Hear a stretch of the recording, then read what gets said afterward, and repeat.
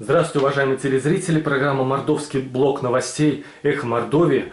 Новости за осень 2019 года из жизни нашей республики Мордовия прокомментирует Мария Валерьевна Пальчикова, кандидат юридических наук, доцент, вузовский преподаватель, и Сергей Владимирович Голованов, историк, биограф, журналист, издатель, переводчик. У нас Петр Николаевич Тултаев лидирует со своим девизом «Пока мы будем безучастными, мало что изменится». Первая новость такая, вы, пожалуйста, прокомментируйте. Владимир Дмитриевич Волков в ноябре встречался с руководителями IT-компаний в Саранске и им сказал, что мы постараемся превратить Саранск в столицу киберспорта. Организуем здесь, откроем центральные офисы кибертурниров, и все у нас получится, как вам кажется? Ну, мне кажется, что получится. Почему? Потому что здесь много пустых помещений, а для того, чтобы заняться киберспортом, там нужна только соответствующая инфраструктура, ее здесь много. Всякие кабели, значит, и прочее, подключение к интернету и вот много помещений. То есть здесь это самое легкое, что можно сделать. Мне тоже кажется, получится. Прекрасная инициатива, да. Вот видите, какие замечательные гости, оптимисты. Вот такая у нас новость. 23 сентября в администрации Саранска прошло общегородское родительское собрание, и Петр Николаевич Тултаев начал его вопросом, почему так нередко происходит у нас в школах случаи жестокого отношения друг к другу, а в конце, возможно, дал ответ на свой же вопрос. Он сказал, что он рос в семье, в которой было 7 детей, причем отец всех порол ремнем, и сказал, и это пошло только на пользу. Вот как вам кажется, идет на пользу, когда детей бьют, в том числе ремнем? Ну вот Петр Николаевич, он как раз замечательно сформулировал принцип такой патриархальной семьи. Он говорит в том, что здесь деспотия родителей, что родитель может сделать с ребенком все, что хочет. И вот такая система у нас до революции была в 90% семей. Вот, то есть и такая система, она требует, соответственно, если мы ее спроецируем наверх, она требует монарха, чтобы во главе стоял царь, который мог сделать с подданным все, что хотел. И там наказал, кого хотел и так далее. Поэтому то, что вот это говорится, это отражает, что у нас есть люди, которые хотели бы, чтобы так было и дальше. А мне кажется, вот Петр Николаевич Тултаев, вопреки этому, добился успеха. Как вам кажется, Мария Валерьевна? Я хотела сказать про осознанное родительство, а можно развить. А для чего он собирал родителей? Обсудить, почему друг друга там избивают, унижают школьники. Ну, то есть, понятно, на противоречие. Потому что их дома избивают, поэтому они и школу друг друга избивают. Петр Николаевич, да. Но сейчас просто тема с осознанным родительством активно продвигается. То есть родители все детям объясняют, наказания не применяют. Вот, и фактически наказание это тоже объяснение, почему так нельзя. Ну, вот я в эту сторону все-таки думаю всегда. Вот, поэтому нет, я считаю, что насилие ни в каком виде не допустимо, ни над ребенком, ни, понятно, между детьми в школах, вот, потому что воспитать никого нельзя, можно воспитать только себя, вот, поэтому детей мы не воспитываем, мы детям просто показываем пример. Думаю, там, наверное, еще какие-то были проблемы, типа выпускных. Петр Николаевич в прошлом году высказывался за необоснованную стоимость выпускных вечеров и какую-то невероятную трату на них, празднование во всех школах не празднуют, сейчас снимают различные увеселительные заведения и там, соответственно, все ограничено только фантазиями родителей. Было какое-то, по-моему, распоряжение от мэрии, которое в сети, очень в Фейсбуке мы активно обсуждали. Камни там со всех сторон летели, и, как всегда, это отдельные вида, да, это родительские обсуждения, родительские чады. Вот 18 ноября общероссийский образовательный сайт activity.edu.ru опубликовал рейтинг, и оказалось, что по итогам Всероссийской Олимпиады 2019 года, если посчитать на 10 тысяч школьников как бы соотношение 7-11 классов, Мордовия на втором месте по числу дипломов между Москвой и Петербургом. И вот Владимир Ильич Волков на образовательном форуме 27 августа поставил задачу Мордовии войти в десятку лучших региональных образовательных систем России. Пока по итогам прошлого года мы в 30-ку входим. Вот тут, вам кажется, получится? А получится, да, здесь нужна стимуляция в виде финансирования. Кого? Финансирование? У учителей. То есть, потому что чтобы учитель нормально работать, ему просто не нужно думать о деньгах. Чтобы любому преподавателю нормально работать, должна не только о деньгах, но и о материально-техническом обеспечении и школы, и каких-то инициатив, а все остальное. Я очень рада. Какая талантливая у нас молодежь, какие талантливые дети. Я вижу, вот уже который год наблюдаю, какой-то удивительный сдвиг произошел. Вот молодежь действительно очень интересная. очень бы хотелось, чтобы дети оставались в регионе. Очень хорошо сказано, мне ничего добавить. Смотрите, вот расстрою вас.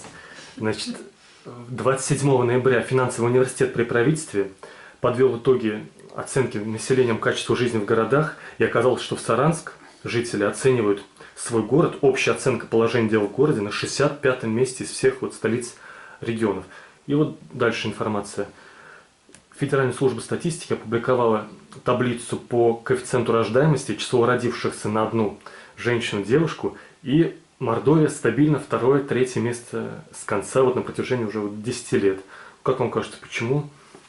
Ну, потому что уезжают люди такого детородного возраста.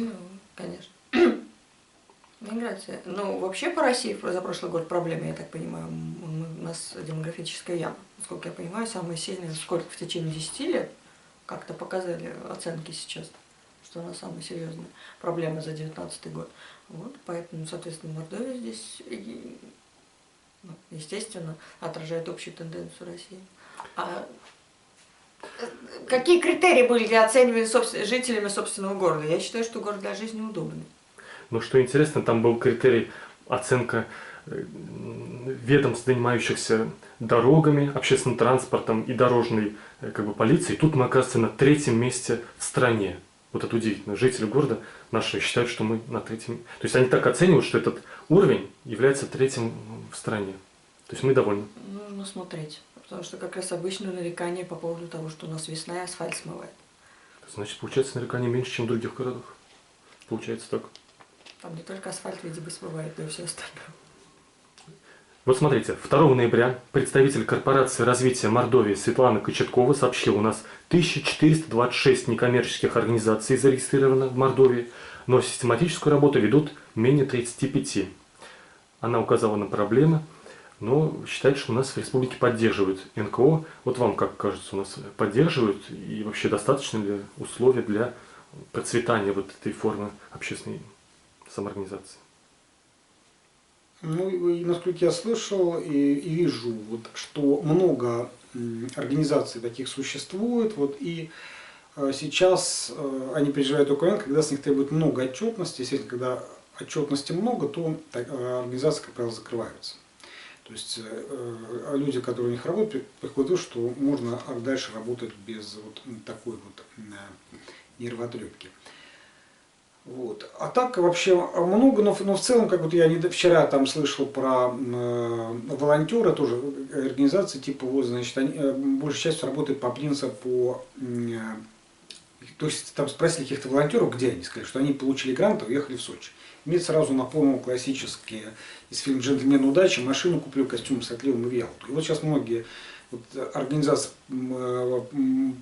получающие гранты, мне кажется, они работают по такому же принципу.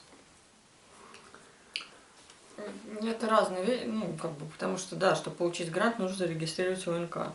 Вот. Поэтому, опять-таки, статистика нужна для того, чтобы показать что-то, а пока тут ничего не показано. Но 35 работают активно. Что значит неактивно работают? Систематически. Ну, спасибо вам за ответы. Задаю только те вопросы, которые для меня не банальны, на которые мне самому сложно отвечать, поэтому сочувствую вам. 26 сентября состоялось заседание правления общественной организации «Союз женщин Мордовии». Избрали нового руководителя, который была до этого заместителем председателя Союза женщин Мордовии, Ольга Игнатова. 30 лет работает директором Центра детского творчества, член Единой России, депутат Горсовета Саранска. Как вам кажется, вот у нас баланс не ущемляют ли женщин, как у нас баланс межполовой при назначении на руководящие должности и так далее, с вашей точки зрения? Ну, в Мордовии женщин ущемляет не больше, чем по всей стране в среднем. Да? То есть у нас общество, оно патриархальное, то есть у нас наверху клуб мальчиков, а внизу клуб девочек. И до сих пор, чтобы вот женщине продвинуться во многих организациях, государственных, тогда ей сложно это сделать. Вот, то есть у нас, пока у нас нет такого уровня развития, как в Европе, где существует равенство статусов мужчин и женщин, у нас пока вот статус мужчин, он везде выше, чем статус женщин. И как надо это Устранить проблему? Но никак она сама устранится. То есть она сама устранится постепенно. Через 100 лет. Да, лучше вообще ничего не делать. Ну, у нас навязанная патриархальность, я считаю, потому что, ну, она действительно, как бы, она отражается, но она больше навязана. Потому что реально, как бы, женщины вполне себе способны брать ответственность. Это понятно, что доказала вся история нашей страны. Навязанная в смысле несправедливая, да? Нет, навязанная это в смысле, что мы больше иногда говорим, что у нас патриархально, и ставим какой-то стеклянный потолок для женщины. Именно вот на каком-то психологическом или там социальном уровне. Хотя на самом деле такого нет. Вот. У нас причем женщины сами говорят, что у них действительно много прав. Мы не боролись, благодаря 17-му году мы не боролись за избирательные права никогда. Мы никогда не боролись. Очень мало боролись за право работать наравне с ними. Мы работали больше, чем мужчины. И пахали, и так далее. Но дело в другом, что на самом деле я думаю, что не 100 лет, и следующее поколение, я потому что достаточно активно в соцсетях вот, общаюсь и в различных социальных медиа, общаюсь с следующим поколением девочек. Ну, то есть сейчас в 20, допустим, даже там, например, 15 до 25, я вот такой разбор взяла, они как волной пойдут сейчас с феминистскими идеями, то от вот этих прекрасных мужских высказываний, что относительно женщин за рулем, относительно того, где место женщины, и как детей воспитывать с ремнем, ничего не останется. Ну, при всем уважении к Петру Николаевичу. Ну вот ждем в Мордовии, пока, к сожалению, феминистского движения В не рейтингах развито. Саранска было интервью с российскими феминистками, как раз, с саранскими феминистками как раз, ну, пожалуй, 2 недели назад.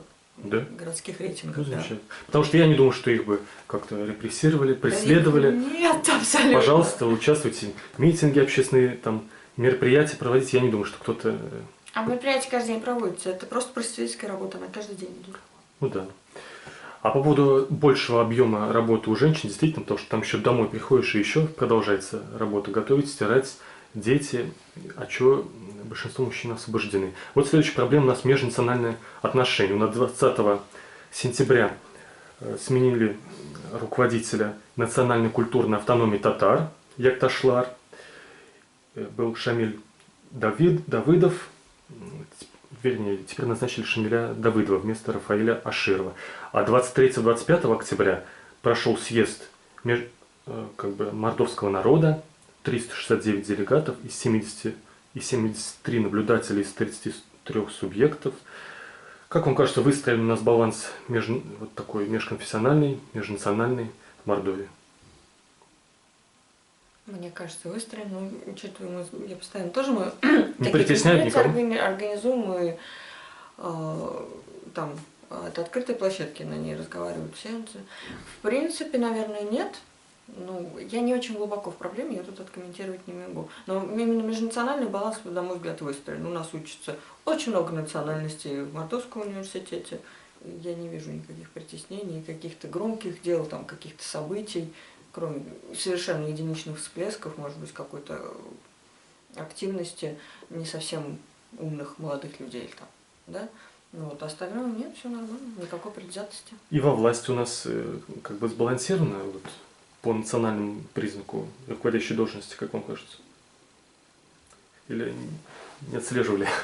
Не отслеживаю. Я тоже. Но мне кажется, в принципе, нет такого, что монолитная какая-то одна национальность у нас представлена. Как вам кажется, Иван Ильич? Ну да, мне кажется, что здесь другие критерии действуют. То есть здесь национальные критерии уже не играют такой большой роли.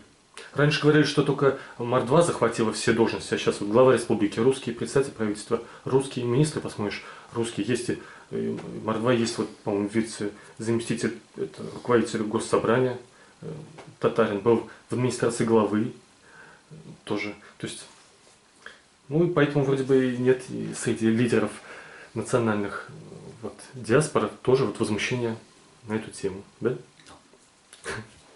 За вас отвечаю. Значит, у нас, кроме 9 декабря, подал в отставку министр культуры, национальной политики Анатолий Михайлович Чушкин. Вот мы за национальную политику оценили.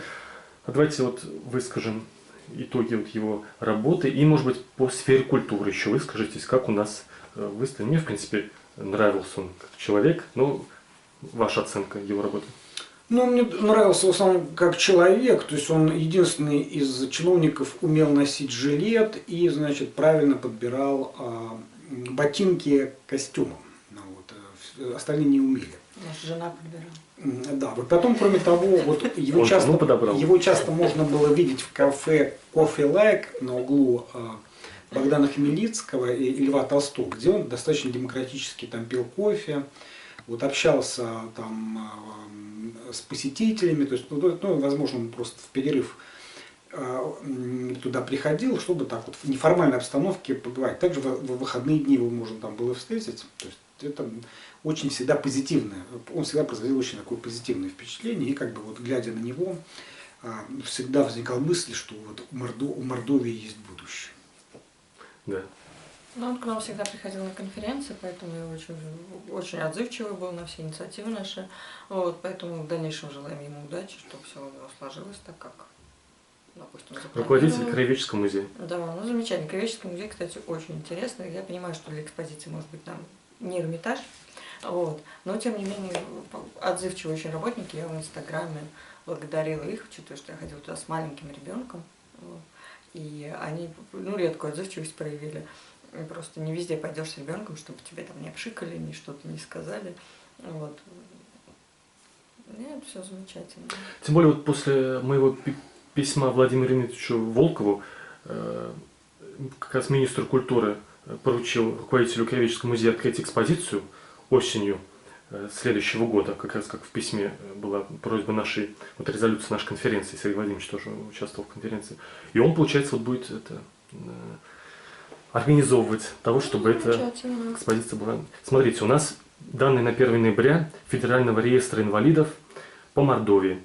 Число инвалидов 9% населения, 68 940. Самая тяжелая первая группа в Мордовии 10 143 человека. Как вам кажется, у нас город, республика, комфортны ли они для проживания людей с ограниченными возможностями? С доступностью людей у нас плохо, я могу точно сказать, потому что я когда ходила с коляской с ребенком, это отдельно есть такой эксперимент, мы над ним тоже все уже думали, мы просто не успели осуществить. Я знаю, что на YouTube много роликов, когда садятся в инвалидную коляску. Я бы посадила одного чиновника, ну, в какую-то такую коляску, ответственного за пандусы, за дороги, может быть, даже не чиновника, может, подрядчиков, подрядной организации, а другому вручила бы коляску, такую вот обычную с ребенком, она весит порядка 15 килограмм, ну, иногда легче, она там 10 килограмм, да, но она весит 7 килограмм, 8, разные коляски бывают. И желательно без рессоров, чтобы колясочка была, чтобы посложнее было. Вот, и попросила бы его пройтись по центральному. Мы же не по центральному, например, по Химашу тоже потрясающе. Просто съездов нет, есть бордюр. Вот среда доступна, она безбордюрная. Это несложно сделать, нужно просто приложить голову и чуть больше, посерьезнее проконтролировать. Это действительно все работает, и есть для этого все нормативы. Тут не нужно ничего изобретать, ни велосипедов заново, ни еще что-то. Особенно учитывая, что у нас лед очень много месяцев в году. Это еще усложняет передвижение. Убирают неплохо, усложняет очень бордюры. Неправильно выставка, как построены съезды, пандусы и бордюры. Вот это усложняет неимоверно. Тут велосипедистам просто тяжело. А велосипедист – это взрослый здоровый человек, который слез с велосипеда, поднял велосипед и так далее. Любому другому человеку преодолеть все эти пространства. Я не говорю про пространства домашние, в которых, в принципе, само ТСЖ может организовать, сделать пандус. Я говорю про общегородскую среду для перемещения, чтобы бордюр не был выше, чем асфальт, такого быть не может, чем ну, покрытие, асфальтовое покрытие, да, такого быть не может. От кого мы защищаем? Машин от пешеходов? Слово предоставляется велосипедисту. Ну, в Саранске здесь всегда вспоминаются слова Виктора Степановича Черномырдина, хотели как лучше, а получилось как всегда. То есть, например, вот выход из парка в южную сторону по улице Мордовская, то есть там сделали такие пандусы, что там не может пройти даже взрослый человек. То есть там можно проводить соревнования по пожарным прикладным видам спорта прямо там. То есть они постарались сделать пандусы, но там теперь и с трудом можно пройти для обычных людей. Причем за все время, вот сколько я смотрю, я ни разу не видел, что там человек в инвалидном кресле, чтобы он когда-либо в Саранске поднимался по пандусам. Вот, то есть, вероятно, пока просто вот инвалиды не выходят из домов. Ну и много участков в центре, где тоже вот много ступенек, то есть вот, да, даже для обычного пешехода это трудно их преодолевать. А вот по поводу жизни пожилых людей, в Саранске 30% населения пенсионеры, 105 тысяч человек, В Мордовии 256 тысяч пенсионеров, данные на 5 декабря Пенсионного фонда. Месячник пожилых людей в октябре проходил. Каждому третьему пенсионеру оказали материальную помощь. Вот им как живется у нас в республике? Или они прячутся по домам, потому что невозможно гулять по улицам?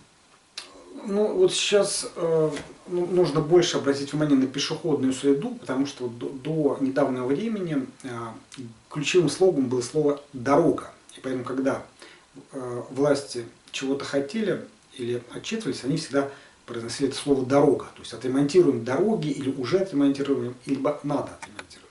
И поэтому здесь вот автомобильная дорога, она стала таким идолом, то есть вот, на что нужно ориентироваться. За чего центр города практически превратился в автодром.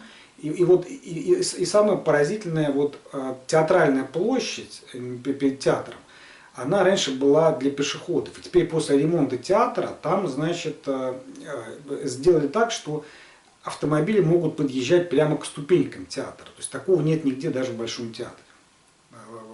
То есть вот от чего вот заканчивается спектакль, люди спускаются по ступенькам, хотят обсудить и попадают прямо под колеса автомобиля. То есть вот здесь вот как бы вот те, кто проектировал, они хотели сделать максимальное удобство автомобилистам, и значит вот получилось, что пешеходы становятся людьми второго сорта. Для Саранска особенно важно, что здесь много людей пожилых, вот нужно думать в первую очередь о них, чтобы вот им было удобно ходить пешком по городу. Я полностью согласна. У нас есть проблема определенная с зонированием городской среды и с организацией городского пространства. Вот. И поэтому, но я не скажу, что пенсионеры, конечно, у нас сидят по домам. Мы, когда в парке, в теплое время года, то есть прям начиная, наверное, с апреля, с конца апреля, и заканчивается это уже начало ноября, там, ну, суббота, воскресенье, дискотеки, еще что-то, там достаточно много встречаем людей пенсионного возраста. И это все обустроено, то есть никто никуда не прячется. Единственное, что может быть как-то для них, для данной категории, все-таки 1/3 наших граждан, вот, больше каких-то мероприятий, может быть, по возрасту, но опять-таки театры и все остальное, может быть, как-то спонсировать билеты на какие-то постановки, там, приезжают к нам, которые, потому что вот эта вот культурная жизнь, она притягивает туда и лиц разного возраста. Понятно, что для лиц всех возрастов интересно не будет, вот, но может быть как-то субсидировать билеты. Я считаю, что вот таким вот образом можно еще было бы помочь. Вот смотрите, радостная новость какая у нас. Диспансерный учет ведется в Мордовском республиканском центре профилактики и борьбы со СПИД. Цифры, конечно, вот есть на 1 декабря 1282 человека на учете, но интересно вот что по распространенности ВИЧ-инфекции по итогам прошлого года в Мордовии ситуация лучше обстоит, распространенность меньше, в 1,5 раза, чем в России меньше, и даже в 2 раза меньше, чем в окружающем Приволжском федеральном округе. Как вы объясните вот такую хорошую ситуацию, вот, получается, повышенной безопасности от ВИЧ-инфекции для жителей Мордовии? Может быть, и хорошей профилактикой, и хорошей просветительской работой, и ответственностью молодежи. Потому что 2 способа распространения, понятно, уровень наркомании и способ половой, соответственно, наркомании. Ну, я знаю, что у нас достаточно благоприятная обстановка в регионе, фу-фу-фу, хорошо, и чтобы так и оставалось. Вот. И, соответственно, если способ половой брать, то значит все грамотно пользуются контрацептивами. Ну, вряд ли у нас такая уж более развитая молодежь, чем во всей России. Что видимо, ответственно. Почему? Значит, ответственно подходит. Вот видно, что потенциальный политик. Надо хвалить нашу молодежь. Она, понимаешь, у нас более ответственная, чем во всей России. Нет, слушай, ну это можно вывести же определенную корреляцию. У нас много приезжих. Угу. Много иностранцев обучается. И, в общем-то, везде очень, я знаю просто во всех странах, и там у нас африканские страны очень активно представлены, да, там активная очень просветительская работа. Бесплатная раздача контрацептивов. Я думаю, что все-таки они сюда приезжают лица с определенным культурным уровнем, и они, конечно, тоже привозят определенную вот эту культуру. Если где-то, допустим, может быть наши как-то более безответственны, хотя я тебе могу точно сказать, молодежь очень ответственна. очень ответственно подходит к своему здоровью. Это во всех пабликах, во всех, везде, во всех там, просветительских программах, именно в интернете. Ну вот мало этого по телевизору, к сожалению, кроме Малышевой, над которой все однозначно смеются, но кроме Малышевой об этом никто не говорит, и зря очень. Вот в интернете этого много. Постоянная реклама, постоянное общение и между собой. Это как-то входит, это должно войти в культурный код, ну, в культурную, в культуру, то есть признаком культуры человека быть. Поэтому думаю, что наши тут осознанно подошли. Наверное, все так и есть. То есть нечего вам править, спит и так далее. Но смотрите, 2 октября грустная новость, значит, особенно для семьи, того, кому посвящено. В Псковской области после десантирования с самолета разбился солдат срочной службы из села Дубенки Александр Рыбалка, десантник. И 20 ноября со сборного пункта военного комиссариата в Рузаевке отправили в ходе осенней сессии кампании 700 новобранцев из Мордовии. Полгода назад в весеннюю призывную кампанию 1006 человек отправили. Давайте еще раз напомним ваше отношение. Не стоит ли перейти на контрактную армию, не отправлять принудительно работать на, конечно, уважаемую работу, но охранник. Она не менее уважаемая, не более уважаемая, чем врач, учитель и так далее, но почему-то принуждают работать именно вот охранником, солдатом. Как вам кажется? Ну, это как раз то, на что мы никак повлиять не можем. Но сказать можем свое веское слово.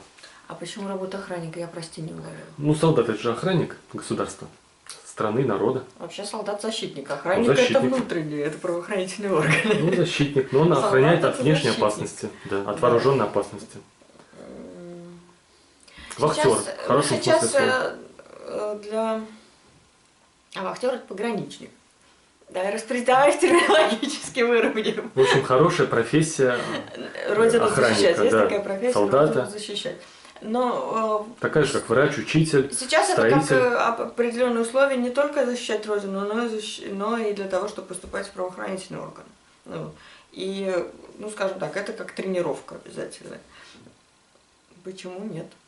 Это формирует определенные базовые навыки. А если человек хочет в театре работать, тогда зачем его обязывать? Есть защищать? определенные условия, по которым можно избежать обязательной службы по призыву. Вот. Единственное, что, Владимир, я хочу сказать, что гораздо больше стремиться действительно, то есть отслужить, чем как раз работать в театре.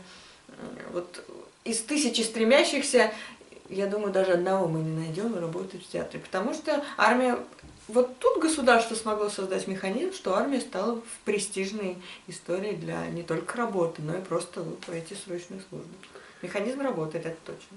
Ну, пиар, огромный пиар, телевидение, фильмы. Не пиар, условия, я же говорю, в правоохранительные органы, чтобы поступить. То есть спокойнее взять человека, у которого армия за плечами, который имеет в основе, ну, имеет как бы навыки охраны, навыки вот этой вот охранительной деятельности. Вот у нас причина, из-за чего у нас все это, у нас девушкам вот этот образ вот человека, который прошел армию, и со всеми вытекающими, вот я думаю, вот на этом все держится. Девушки имеют возможность служить, ничего на этом не держится. Это не архетип. Не, вот это восхищение солдатами, вот это одобрительное такое отношение к этому, я думаю, все вот у нас на этом. И, соответственно, и парни хотят подходить под это. Парни уже давно хотят ради карьеры, не ради девушки. Уже давно. Нечего добавить. Ой, у нас в пенитенциарных учреждениях в Мордовии сбивают людей. И в октябре выявил случай, вот молодец Денис Тюркин из газеты «Столица С», недавно он стал общественной наблюдательной комиссией, опубликовал информацию, что избивали людей, приковывали их наручниками к скамейке в полусогнутом положении. Они после этого 8 человек вскрыли себе какую часть тела. Потом их прятали от правозащитников по другим СИЗО, чтобы не видели, видимо, следы избиений и не могли с ними пообщаться. 5 ноября несколько десятков осужденных уже в колонии номер 7, там в Саранском СИЗО, а это в колонии номер 7 тоже объявили голодовку. Весной было несколько случаев, в июне тоже у нас. Вот у нас в Мордовии постоянно происходит вот такая борьба и форма протеста, форма вскрытия себе вен, животов. Как-то они не хотят, чтобы их избивали, чтобы их унижали. Как вам это? Что вы сказали по этому поводу? Ну вот я совершенно не в курсе я этого, тоже, да, вот потому что вот сама у нас пенитенциарная система достаточно сложная организация, и там для того, чтобы понять, что происходит, нужно спрашивать специалистов и правозащитников. То есть... А это нормально вообще, что мы ни черта не знаем, что это все не открыто? Открыто. Но существует у нас общественный совет, который, в принципе, может этим заниматься, в принципе, занимается. Это большое у нас продвижение было, когда был создан такой общественный совет, что кроме вот работников пенитенциарных учреждений могли и другие люди. Причем это чуть ли не в одной только стране у нас. Знаете. Вот Борщев и другие правозащитники пробили вот эту Да, систему. как раз большую роль там сыграл вот наш Василий Дмитриевич Гуслянников. Гуслянников тоже. Ну, Сергей Владимирович, кстати, автор мемуаров. Это, Нет, я не автор, издатель. Ну, издатель, но помощник и его и вдохновитель. Мария Валерьевна.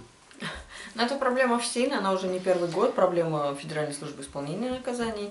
Они все время говорят, я, кстати, не согласна, данные-то открытые. Данные открытые, они вполне себе публикуются, во-первых, во всех правозащитных организациях, которые занимаются, вот, а во-вторых, и я думаю, они в прессе опубликованы. Но видеосъемку постоянно они стирают, факты избиений. Случайно как будто бы камера выключилась. Вот Или... хотелось бы почитать, что прокуратура, надзирающий орган, думает по данному поводу. Какие-то комментарии официальные дает прокуратура? Вот для нас они ничего, они приезжают, вот как после каждого представителя, говорят, вообще, но в данном случае ни разу не довели до нас, что действительно были Ну, факты проблемы в избиения. СИН, они уже который год рассматриваются, и там должно идет реформирование. Вот. Ну, я так понимаю, что пока реформа именно вот в начале, ну, в начале, в середине, то есть не дореформируют систему. Там у них громкое дело было с руководителями, с заместителями руководителя. Если отследить, уже с года 16-го, наверное, система ФСИН у нас постоянно под таким вот вниманием. Вот сейчас опасный вопрос, будьте осторожны. Значит, у нас... Цензура? Нет, в 2019 году эмигрировали уже из России активисты «Открытой России» организации Ходорковского из Чувашии, Татарстана, Тюменской области, Мордовии. Вот в частности в конце сентября руководитель организации и Навального, и «Открытой России» в Мордовии Евгений Геннадьевич Пашуткин эмигрировал, потому что ему грозил арест счетов. Ему, вернее, уже арестовали, грозил запрет на выезд из страны и посадка в тюрьму. А 12 ноября умер сооснователь и заместитель председателя партии «Яблоко» Владимир Евгеньевич Гридин. Он участвовал, после того, как он участвовал в избирательной кампании Явлинского на выборах президентов, после этого у него начались проверки прокуратуры, он мне о них рассказывал. Сразу после них весной 2018 года у него произошел инфаркт из-за того, что ему светила там статья, и, естественно, для него, как человека уже не молодого, это все огромный стресс. И после даже инфаркта они его постоянно продолжали. И в этом году он мне о них постоянно говорил, что его... И вот в итоге человек умер, потому что сердечно-сосудистая система уже не выдержала. Как вам кажется, вот у нас преследования политически мотивированные происходит или нет? Или вот если это вопрос такой тяжелый, то вообще как вот жителям Мордовии, у которых есть такое политическое инакомыслие, как вы бы им посоветовали так высказываться и высказывать свою точку зрения, открываться миру, вот эту часть своего мировоззрения, чтобы их не преследовали, не сажали, не угрожали, не инкриминировали им ничего, чтобы они жили счастливо? Я бы посоветовал заняться учебой, как бы просто почитать книги на тему политики, там, истории и так далее. Потому что у меня, например, нет опыта, чтобы в Саранске вот последние годы, допустим, преследовали. Может быть, и преследовали, но вот, например, я как такой саранский мещанин, ну, часто прохожу по площади, вот однажды вижу, там стоит человек с плакатом, там, значит, против Меркушкина, это там предыдущий деятель, но все равно, что там стоит с плакатом по принципу «Труман дурак». Да-да-да, мы тоже можем выйти на площадь и потребовать в отставку американского президента. Да, вот. И вот, то есть там человек стал, его, в принципе, никто не трогал, и даже на него никто внимание. Ну, это такой известный анекдот, что да, Труман говорит Сталину, что вот, значит, у нас демократия, потому что у нас любой человек может выйти с плакатом на площадь дурак, ему никто не будет. И Сталин говорит, у нас то же самое, может любой человек выйти, Труман дурак, ему тоже чуть. Вот мы анекдоты рассказали. Да. Да. Вот. И потом здесь нужно сказать, что вот наши политики, они, это такая работа. То есть у нас вся оппозиция, она получает деньги из той же самой администрации президента. То есть у нас существует фонд президентских грантов, и практически большая часть оппозиции деньги получает оттуда. Это какая позиция у нас получает гранты? Ну, у нас любая организация может получить гранты с фонда президентских грантов, например, на правозащитную деятельность. Но это не политика, это вообще это у нас просто это. Да, ну вот очень сложно провести. А политические партии не получают у нас. Да, но они получают от разного рода бизнесменов, а бизнесмены не даст, если ему там не позвонят и не скажут: Вася, дай вот этому. И так далее. Как вот Распутин писал там: Михалыч, дай вот этому, выслушивай. И вот у нас такая же штука. Потому что еще когда-то был такой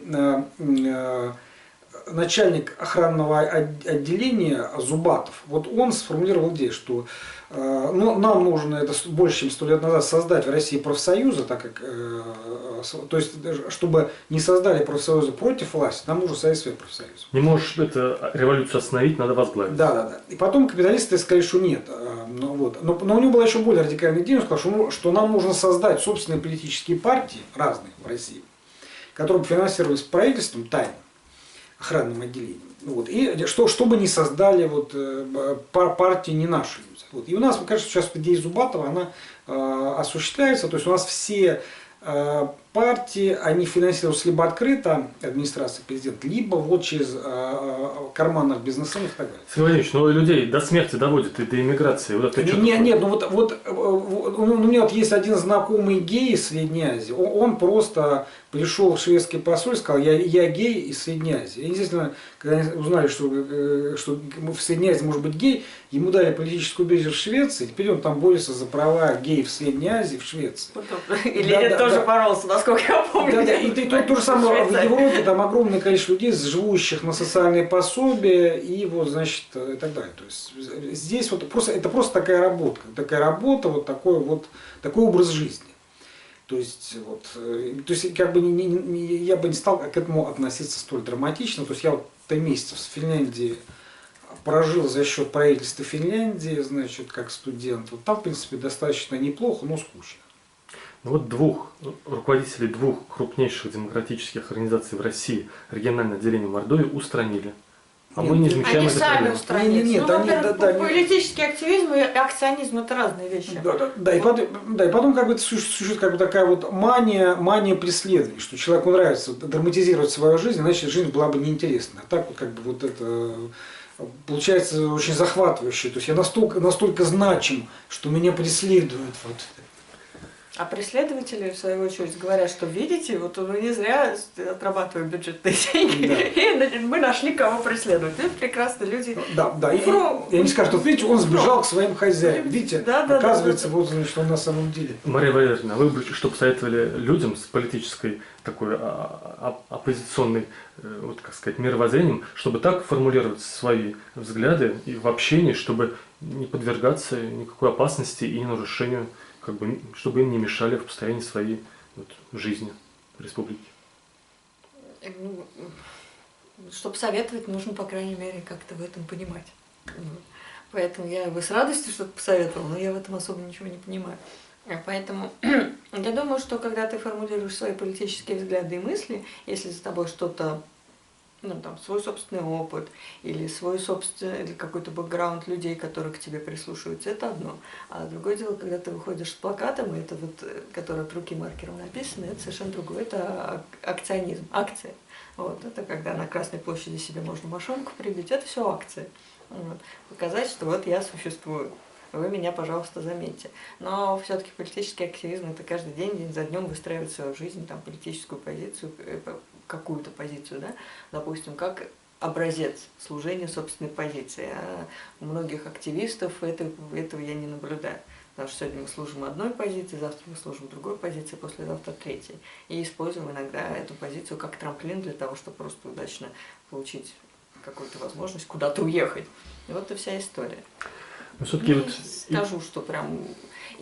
Я не была свидетелем того, чтобы Евгения Пашуткина очень активно преследовали, откуда там исключали. Я знаю, что у нас существуют определенные проблемы, особенно у нас существует... 2 административных дела.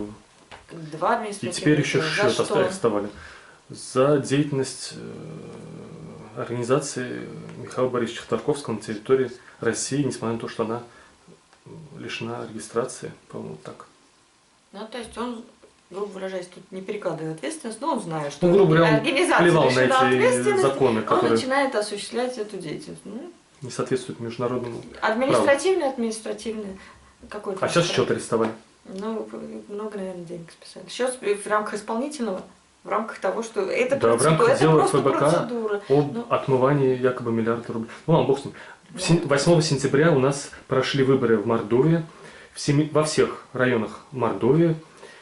И вот что мне понравилось, то что, значит, участвовали 1054 кандидата, а наблюдателям было в 2 раза меньше. Это говорит о том, что, вот я вот о себе, допустим, говорю, что мне и наблюдателей должно быть там в десятки раз больше, чем кандидатов, чем политиков. Потому что если жителям республики хочется, чтобы выборы были честны, они должны что-то хотя бы сделать для того, чтобы хотя бы попытаться сделать, даже несмотря на то, что, может, наблюдатели там в грош не ставят. А у нас, вот мы, жители республики, я в том числе, нам лень участвовать. Как вам кажется, вообще это важная вещь, выборы для жизни общества или нет? Мне кажется, что важно. Я согласна полностью, что это важно. Но количество наблюдателей... то есть ты считаешь, что это мало? Ну, конечно. Десятки тысяч должно быть. Есть у нас, допустим, 700 тысяч живет, значит, несколько сот тысяч взрослых, допустим, 500 000 взрослых, ну сколько, ну хотя бы 1050 наблюдателей должно быть раз в год потратить выходные. Нет? Нет? Но это же там не только выходной. Это, в принципе, еще подготовку пройти. Правильно, и подготовку действительно. Но власть у нас распределяет собственность, распределяет здания, сдает там помещения. Ты сейчас агитируешь, хорошо, мы пойдем наблюдать. А я даже сам себя агитирую. Мне вот лень получается. И это вот проблема-то в головах, значит, отсутствие демократии в голове у меня, а уже потом она и проявляется во мне. Вот смотрите дальше. Пропустим несколько новостей. Новый министр внутренних дел в Мордовии 7 сентября. Вместо Юрия Васильевича Арсентьева Борис Маркович Шенькин. И он 2 людей своих вот, подчиненных из Москвы, видимо, которым он доверяет, которые профессионалы с его точки зрения. Один из них управление экономической безопасности и противодействия коррупции по Мордовии Денис Козлов возглавил, а другой руководитель саранской полиции Андрей Иванович Балачевцев. Какие, может быть, у вас замечания предыдущим или пожелания новым вот руководителям, как у нас улучшить ситуацию с правопорядком в республике? Мне кажется, что у нас вот так. Мы живем во время, когда вот самый такой вот высокий уровень порядка. Да. Только поблагодарить. У нас достаточно все хорошо построено, налажено. Всегда можно связаться с участковым. То есть, действительно, я просто знаю, как они работают, насколько это тяжелая работа, не за очень большие деньги. В основном основное рабочее звено. Люди, которые работают не за большие деньги. Вот. И поэтому это действительно люди, которые... Вот дядя Степа. Это энтузиаст, это энтузиаст, конечно. Мария Валерьевна обращалась к участковому. Я тоже обращался нередко. Вы, Сергей Владимирович, обращались к участковому? Нет. Почему? Да слава богу. Не было необходимости. А если, допустим, вы слышите, что вот в соседней квартире там или могут кого-то убить, или крики, или вы чувствуете какую-то потенциальную опасность, вы сообщите участковому, что надо профилактику провести, потому что возможно какое-то произойти несчастье в скором. Или вы... Ну да, если я крики услышу, то я сообщу. Я тоже считаю, что это правильно. А вы как считаете? Я сообщаю. Сообщаете. Я из тех противных граждан, которые суют нос не сюда делают. Это наоборот. В Европе как раз на этом и основано, что очень высокий, поэтому безопасность, что всем не плевать на то, что происходит вокруг. В 4 районах сменился глава муниципального района. В Лямберском, Краснослободском, Рамадановском и мэр Рузаевки новый. Тоже вот по этим районам у вас какие-то есть проблемы, которые нужно решить? пожелания новым руководителям? Сидим мы в Саранске, скажем сейчас. Но по желанию в Рузаевке неспокойно. У них достаточно сложная история была, по-моему, с выборами мэра. То есть у них двухзвенная система управления муниципального образования, у них получается районы и сам город, городское поселение. Да. И, соответственно, у них в позапрошлом, наверное, в 2017 году у них были проблематичные выборы, поэтому Рузаевке дальше развиваться, потому что они у нас территория опережающего развития. Практически офшорная зона. Скоро русские Мальдивы будут, поэтому мэр Рузаевки, я думаю. Все бизнесы туда пойдут. Да. Ему удачи. Нечего добавить, да? Нет. Пусть живут как хотят, это не наш. И вот последний, буквально по полминутки ответьте, время кончается. У нас 7 сентября и 8 октября в Саранске происходили забастовки. Дворники, трактористы, слесари пролетарского жилищно-ремонтного строительного управления бастовали за задержку зарплаты 4-месячную. И гараж стройэксплуатация, в том числе бульдозерами, перекрывали въезд на мусорный полигон. А вот вопрос такой, берем международный опыт. У нас в Нидерландах, в Германии, в Праге, в Вильнюсе происходили многосоттысячные даже забастовки, и где сотни тракторов и комбайнов приезжали в центр города, составляли заторы, пробки. Не призываю я к массовым беспорядкам, но хочу спросить, не стоит ли вот жителям, допустим, Мордовии тоже брать пример терпимости вот горожан, когда мы видим рядом, что кто-то протестует, из-за этого у нас трудности, но мы уважаем вот их вот негодование, как вы считаете? А мы не проявляем терпимость? Нет, ну, просто это вообще ситуация не от городского хозяйства, там немножко разные, просто мы сейчас сравниваем круглое и зеленое. Я так понимаю, что европейский опыт это если это муниципальные служащие были, то есть ну фактически деньги из муниципалитета здесь, деньги не из муниципалитета, а это управляющая организация, которую мы исправно платим. Комментарий нужно в прокуратуру.